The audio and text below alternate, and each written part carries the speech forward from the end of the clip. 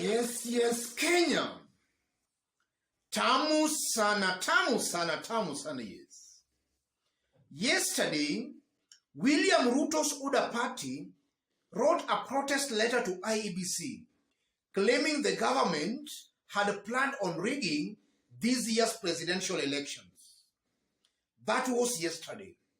And then in the night again, Ruto's UDA party wrote another letter to Chebukati telling Chebukati to convene a meeting with presidential candidates to iron out some issues pertaining to the manual register.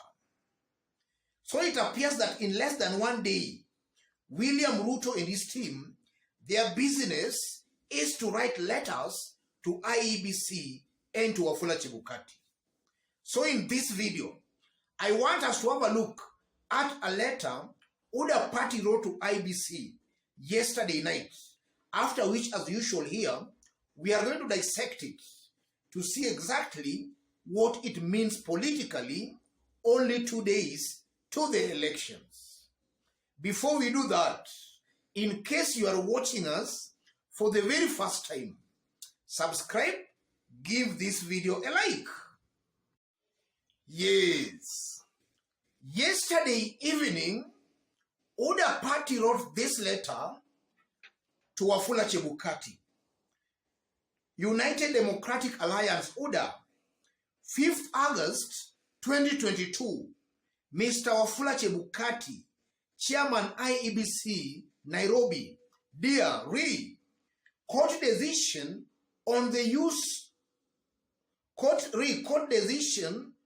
use manual register.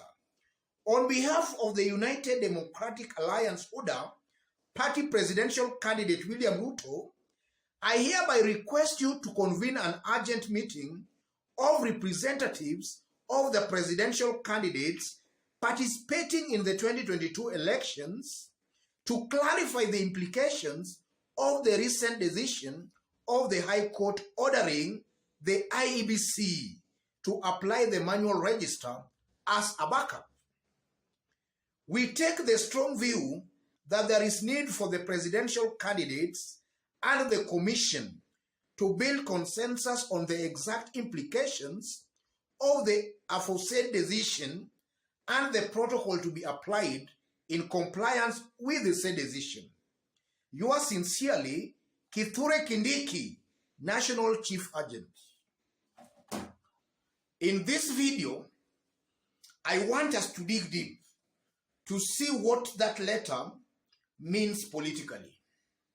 That's what I want us to find out in this video.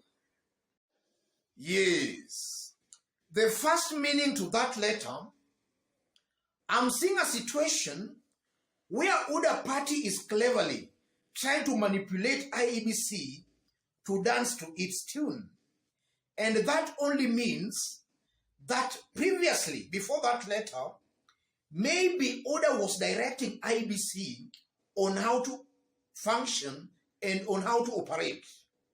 But upon the court issuing that order, IEBC Wafula Chebukati is confused, UDA is also confused. So they are trying to get the views of others for them maybe to bring their minds together to see on a loophole they can actually use in the Tuesday's election. That letter confirms it to me that UDA is trying to manipulate IEBC into dancing to its tune. That's something I'm seeing from that letter. And then secondly, it just exposes the confusion in UDA. They are no longer trusting IEBC. They think and believe that IEBC might not actually do what they want come 9th of August. That's on Tuesday. So UDA wants to get an assurance from IEBC. How are you going to handle this thing? I'm seeing an UDA party, I'm seeing a political side who are no longer trusting IEBC. That only shows clearly that things are falling apart. If at all there was a collusion between IEBC and UDA, that collusion might have been actually been thwarted. Their plan might have been actually thwarted. They can't be able to successfully push their agenda and their plan. That's also something I'm seeing here. And then also, ladies and gentlemen, the mere fact that in less than 1 day, Oda has written 2 letters to IEBC, that also just shows a team that is clearly panicking, I mean. And I'm saying that because in the recent few days, it's almost clear and certain Oda as a party, they are running scared. I listened to Kalonzo Musyoka today speaking at Kasarani, and Kalonzo also just exposed maybe some plans who Oda and Chebukati might have planned. Because personally, I'm not of a view that IEBC as a body has been working with William Ruto.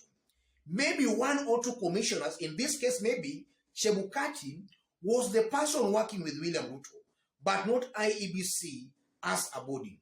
And Kalonzo today just exposed that Oda, and even maybe through Chebukati, had a plan to use the electronic voter register, in that they had planned to maybe cause some malfunctions into the Kim's kits that were to be sent to Raila Amolo Odinga strongholds, in that a good majority of Kenyans or other of Raila supporters in those areas would just end up getting discouraged, and then they were not going to vote.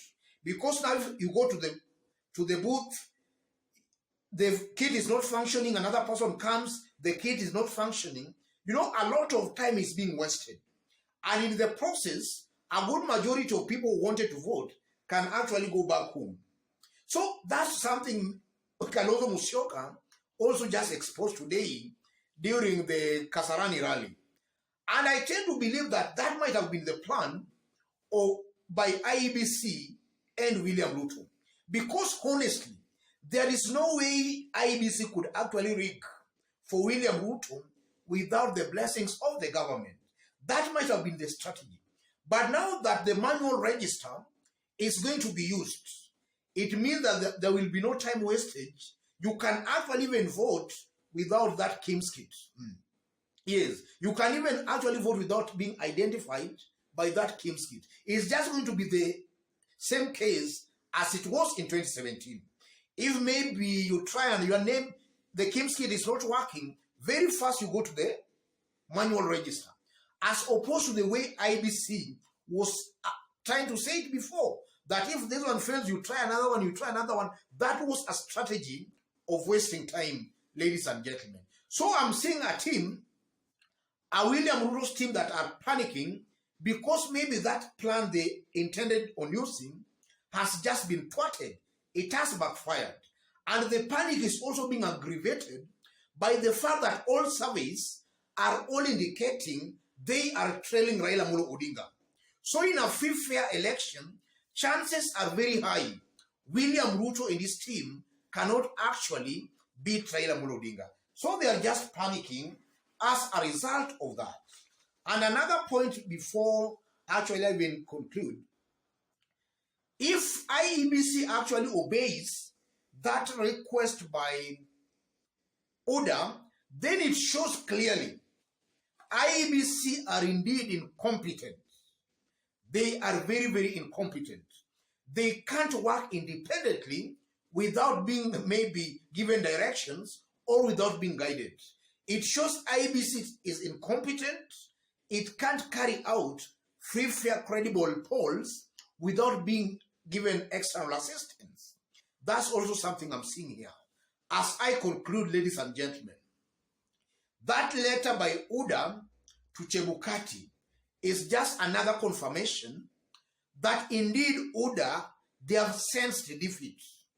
Already they have sensed defeat.